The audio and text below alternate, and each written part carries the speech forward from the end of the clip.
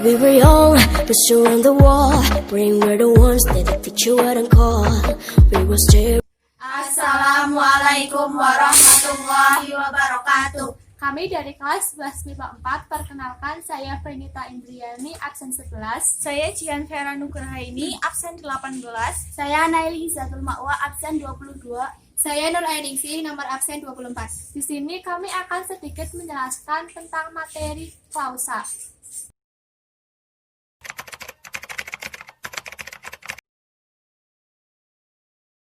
Pengertian klausa.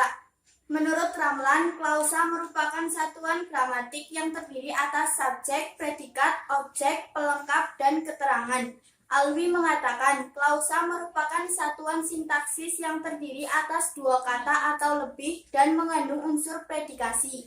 Sedangkan menurut pendapat Arifin, klausa adalah satuan gramatikal yang berupa gabungan kata yang sekurang-kurangnya terdiri atas subjek dan predikat. Klausa atau gabungan kata itu berpotensi menjadi kalimat. Dari beberapa pendapat ahli di atas, dapat disimpulkan bahwa klausa adalah gabungan dari beberapa kata yang sekurang-kurangnya terdiri atas subjek dan predikat. Boleh dilengkapi objek, pelengkap, dan keterangan.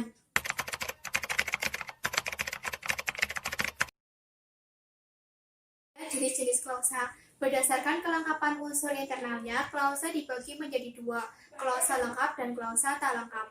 Klausa lengkap ialah klausa yang memiliki unsur internal lengkap, yaitu S dan P. Klausa lengkap dibedakan lagi menjadi dua, yaitu klausa susun biasa dan klausa lengkap susun balik. Klausa lengkap susun biasa ialah klausa lengkap yang S-nya terletak di depan P. Adapun klausa lengkap susun balik atau klausa lengkap inversi ialah klausa lengkap yang S-nya berada di belakang P.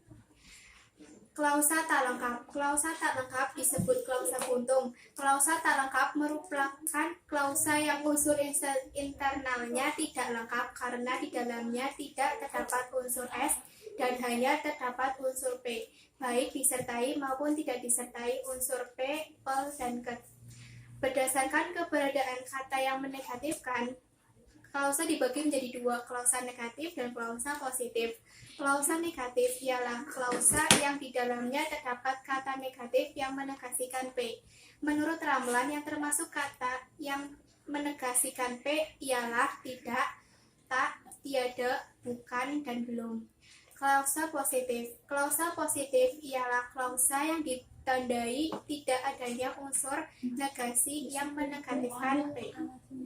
Berdasarkan kategori primer, klausa dibagi menjadi dua, klausa verbal dan klausa non-verbal. Klausa verbal ialah klausa yang predikatnya terdiri atas kata atau frasa gulungan. Verba, kata atau kerja. Dilihat dari golongan verbalnya, klausa verbal dibagi lagi menjadi klausa verbal intensif dan klausa verbal transitif. Klausa transitif merupakan klausa yang susunannya terdiri atas subjek dan predikat. Klausa verbal intransitif merupakan klausa yang susunannya terdiri atas subjek dan predikat, tidak dapat dibubuhi objek ke dalamnya. Selanjutnya, klausa nonverbal. Klausa nonverbal ialah klausa yang berpredikat nomina, adjektiva, atau adverbia. Klausa nonverbal masih bisa dibedakan lagi menjadi klausa nominal, klausa adjektival, klausa preposisional, klausa numeral, dan klausa adverbial. Berdasarkan kemungkinan kemandiriannya untuk menjadi sebuah kalimat dibagi menjadi dua, klausa bebas dan klausa terikat. Klausa bebas atau klausa mandiri merupakan klausa yang kehadirannya dapat berdiri sendiri. Klausa mandiri berpotensi untuk menjadi kalimat tunggal. Selanjutnya, klausa terikat. Klausa terikat adalah klausa yang tidak bisa berdiri sendiri. Diawali konjungsi subordinatif dan jika dijadikan kalimat, tampak seperti ada informasi yang hilang.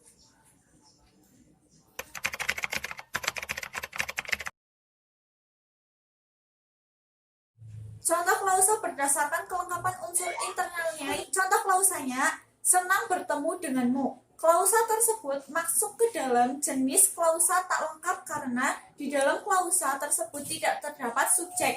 Klausa tersebut berubah menjadi klausa lengkap jika di sebelah kirinya ditambah dengan subjek. Misalnya, ditambah saya sehingga menjadi saya senang bertemu denganmu. Contoh kedua, akan datang ke pemakamanmu. Klausa tersebut masuk ke dalam jenis klausa tak lengkap karena klausa tersebut tidak terdapat subjek.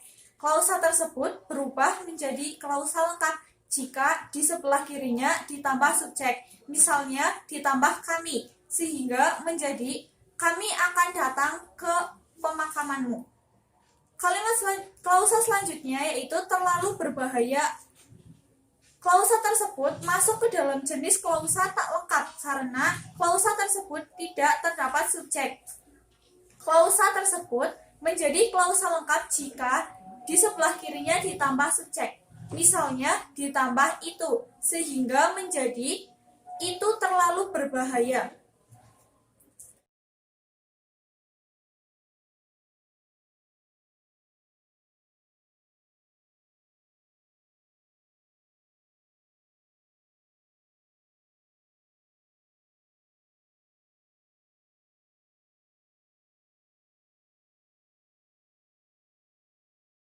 Jenis klausa yang kedua berdasarkan keberadaan kata yang menegatifkan predikat, yaitu klausa negatif dan klausa positif. Contohnya yaitu jika sesuatu yang tak terlihat, karena dalam klausa tersebut terdapat kata tak. Aku tidak bisa meninggalkan ibuku, karena dalam klausa tersebut terdapat kata tidak. Arwah tidak bisa kembali ke dunia hidup, karena dalam klausa tersebut terdapat kata tidak. Mereka tidak akan bertahan, karena dalam klausa tersebut terdapat kata tidak.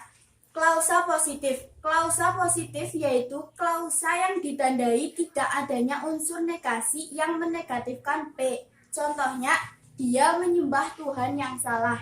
Dia memadamkan api di siang hari. Dia menyalakan api di malam hari. Dia hanya bisa libur setelah mati. Berdasarkan kategori primernya, klausa dibedakan menjadi klausa verbal dan klausa non-verbal. Pada film Along with the Gods, terdapat kalimat yang menyatakan klausa verbal yaitu kau mengikuti perintahnya. Klausa tersebut termasuk klausa verbal transitif karena dilengkapi oleh objek. Selanjutnya adalah kau akan membutuhkan. Klausa tersebut termasuk klausa verbal intransitif. Selanjutnya adalah dia sedang memindai dosa-dosamu. Klausa tersebut termasuk verbal transitif. Contoh lainnya adalah aku bahkan belum pernah menyakiti siapapun, termasuk klausa verbal transitif. Selanjutnya adalah klausa non-verbal. Contohnya adalah mereka akan disidang 7 kali selama 49 hari. Klausa tersebut termasuk klausa non-verbal numeral karena predikatnya adalah angka atau bilangan. Contoh lainnya adalah jiwa mulia terakhir muncul 422 tahun yang lalu. Klausa tersebut termasuk klausa nonverbal numeral karena predikatnya adalah angka atau bilangan. Selanjutnya adalah kamu meninggal pada tanggal 28 April 2017, termasuk klausa nonverbal numeral. Yang ketiga adalah kami adalah 3 wali Allah Baka, termasuk klausa nonverbal numeral. Selanjutnya adalah kau pasti canggung dan bingung. Klausa tersebut termasuk klausa nonverbal adjektiva karena predikatnya adalah adjektiva.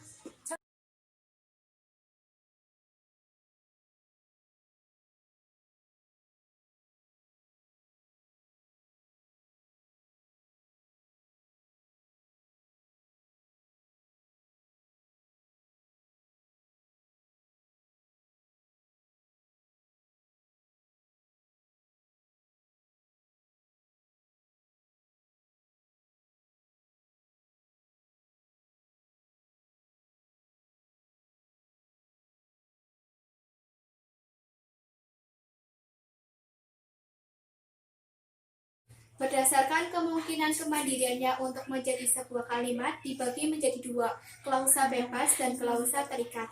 Contoh dari klausa bebas antara lain, dia menyembah Tuhan yang salah, Dia memadamkan api di siang hari, dia menyalakan api di malam hari, dia tidak beristirahat sejenak, aku menyerahkan nyawanya untukmu.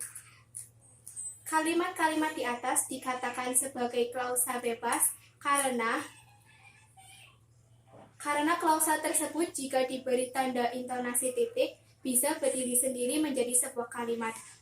Contoh klausa terikat yaitu Sebab menuhankan uang. Dalam klausa tersebut terdapat konjungsi yaitu sebab ketika menolong korban kebakaran. Dalam klausa tersebut terdapat konjungsi yaitu ketika. Yang keempat, untuk ibunya. Dalam klausa tersebut terdapat konjungsi untuk.